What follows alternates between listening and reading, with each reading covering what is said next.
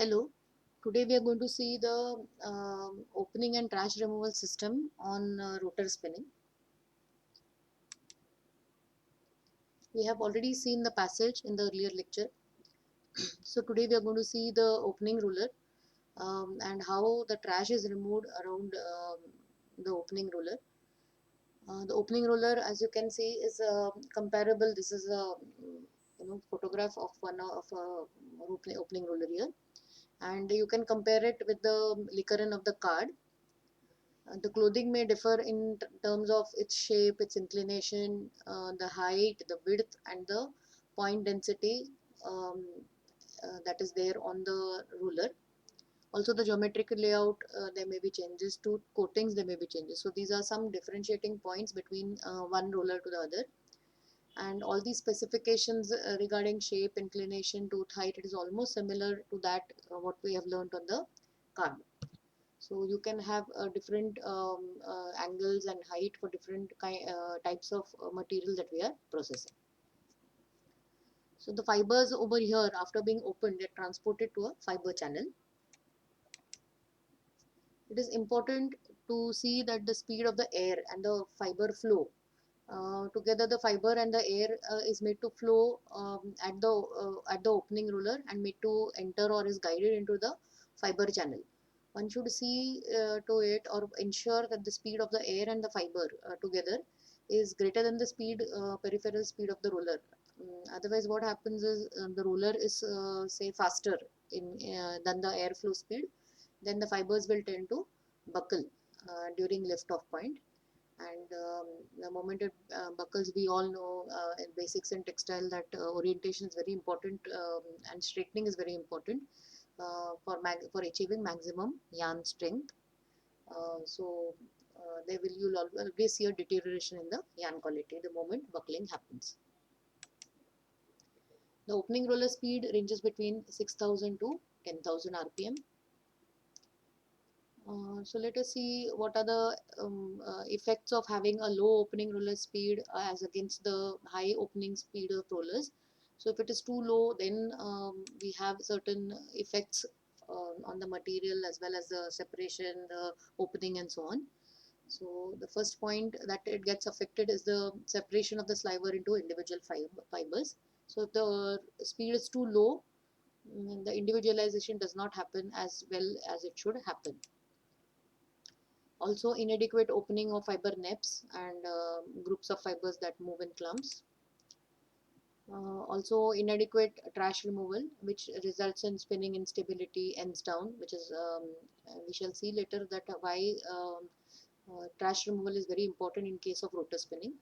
Also, what we see is if there is some trash amount which is left out, it will show in as a yarn irregularity, and it will affect that, and also there is an increase in imperfections which will lead to increase in Classimat defects.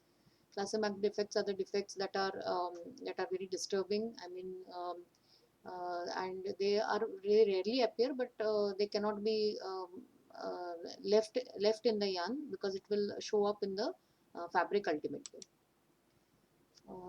Also, if the opening roller speeds are too low, what you find is there's a lot of lap formation. On the other hand, what happens if the roller speeds are too high? If the roller speeds are too high, what we see is the fiber length is shortened, or rather it damages the fibers, leading to due to the breaks. And again, if there is a shortening of fiber length, we know that it affects the yarn tenacity and therefore the fabric strengths ultimately. Also, if the opening roller speeds are too high, we see an increase in the fiber fly on the machine and also in the downstream processes. If there is a processing of man-made fibers that is happening, then we see a lot of fusing problems if the opening roller speeds are higher than required. So there is, let us now go to the mechanism of trash or dust removal. The higher peripheral speeds of the opening roller exert a higher force on the trash particles that are heavier than the fibers. So the moment there is a high speed involved, we can imagine that the whatever material is running around the rollers, they experience a centrifugal force on themselves, and heavier the particles, higher is the force experienced by them, and therefore the trash particles, which are generally heavier than the fibers, they will experience a lot of force. This results in the trash and other particles being moved outwards away from the center of the opening roller. So the concept is that the trash particles will try to move in the outer circles around the roller, whereas the fibers will move more closer to the roller surface due to its lighter weight. The trash is expelled through an opening in the opening roller housing. We have seen this opening in one of the earlier videos, in the earlier lectures. There's a opening which is provided around the opening roller in the housing, and trash is expelled through that. The expelled, whatever waste is expelled, it goes on to fall over on a conveyor belt, which is then either carried to the side of the machine or is removed by suction nozzles, and it is removed away by the central filter housing.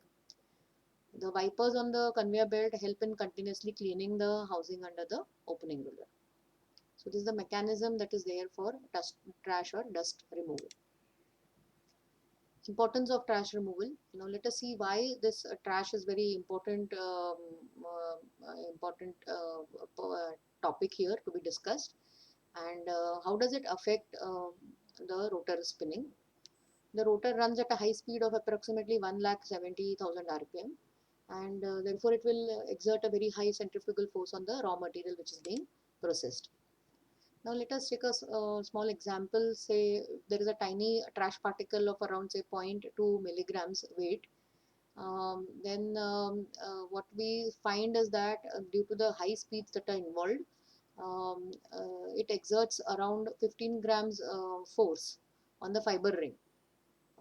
As soon as it reaches this particular trash particle, when it reaches the rotor, and we have seen earlier what is a fiber ring, and what will happen is this trash particle will try to exert a lot of pressure on the fiber ring to the extent of 15 grams. Even if its own individual weight is hardly anything, it is just 0.2 milligram, but it is able to exert a force of around 15 grams, which is quite high. And therefore when such a pressure is applied, it acts like a sort of grip over there, and twist propagation, whatever twist is being inserted due to the rotation of the yarn, which we have seen earlier, um, that is not able to flow beyond this particular point wherever the trash particle exerts this kind of pressure. So, and if we all know that the moment twist is not there, it results in a weak spot and in end breakages ultimately. So therefore, if there is a lot of trash or dust particles within, even to the extent of weight of, say, 0.2 or around that, what we find is a lot of end breakages happening at the rotor spinning stage. So therefore dust particle gets collected in the rotor groove, and this accumulation changes the groove geometry also. So we'll see this groove geometry, the shape, etc., how it changes because of the trash that is there involved. But for the time being, let us say that the groove geometry changes, and because of this accumulation, and which affects in the yarn quality. The effective trash removal is extremely important for rotor spinning. That's why trash, but we should always keep in mind this trash removal in the rotor or box or the spin box can never replace the cleaning that happens during sliver preparation, either at the card or a draw frame. So whether it is a trash opening or some mechanism to remove the trash, we should always remember that this is not an object of rotor spinning. Whatever cleaning needs to be done, it has to be completed before the material comes to rotor, and it will always be done more effectively at card or at draw frame. And the rotor box, whatever trash removal is happening here, it would be only to a small extent, and actually you cannot say that it is an effective trash removal system over here. So what is the remedy for efficient trash or dust removal? So let us see that. Although modern preparation of raw materials are able to eliminate almost all of the dust and the trash particles, certain amount of trash or dust may still survive the cleaning process of the blow room and the draw frame. Therefore, in the spin box, there's a sort of bypass arrangement which is there, and it ensures efficient trash or dust removal. So this is the video of a bypass arrangement. Let us first see how it works, and then maybe we can discuss about it.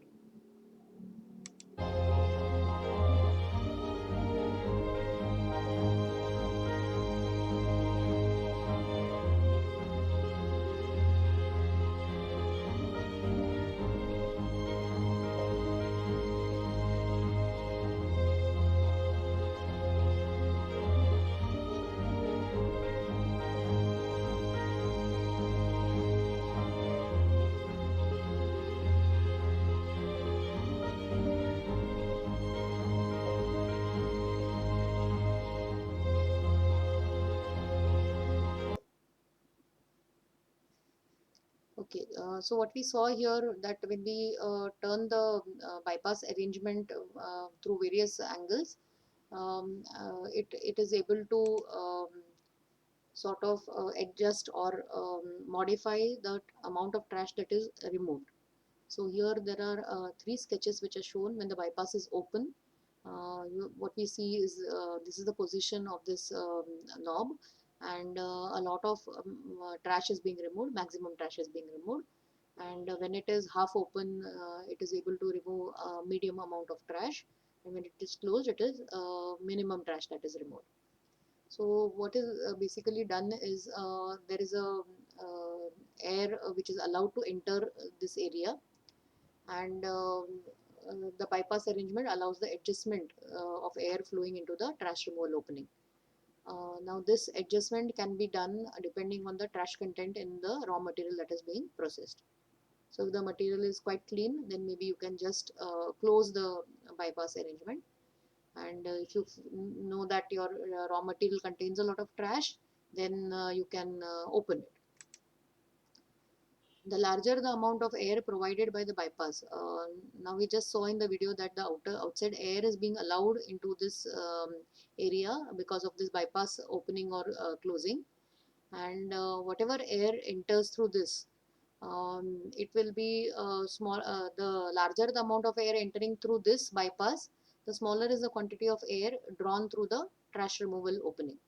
So we know that the rotor box is actually airtight and is sealed, and the suction is applied. Because of the suction we have seen earlier, there are only two openings through which the outside air can enter, and one is through the this opening for trash, whatever is there in the rotor housing through this, and the other one is a draw off tube. So imagine if the air were to enter inside, then what happens is it will not be effective for removal of trash in this case. So it is said that if the larger amount of air enters through this because of the bypass, then in that case the quantity of air drawn through the trash removal opening, that means entering through the opening, will be lesser proportionately. It is therefore easier to separate the impurities, and it also prevents the trash particles that are already expelled from coming back or being sucked into the rotor box again. So this kind of an arrangement, extra arrangement which helps the outside air to enter into this region, will be very effective in removing the impurities if at all they are there in your raw material. Now, as we have already mentioned, you can always change the setting depending on the amount of trash that is there in the raw material that you are processing. So this is about the lecture for today. Thank you.